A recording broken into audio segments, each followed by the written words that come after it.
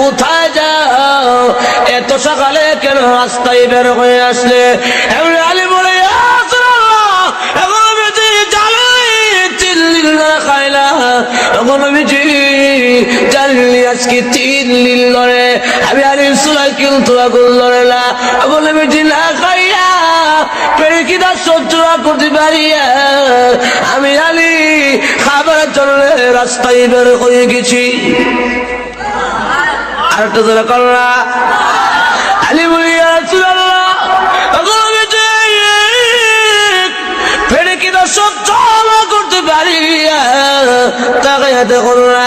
আমি আলী পেটের মধ্যে একটা পাথর বেঁধে রেখে দিয়েছি। তখন আমি জানিনি পেটে রেখে দেয়, আমি আলী কিন্তু আর ঘুমেও ধরে না। আলী বলে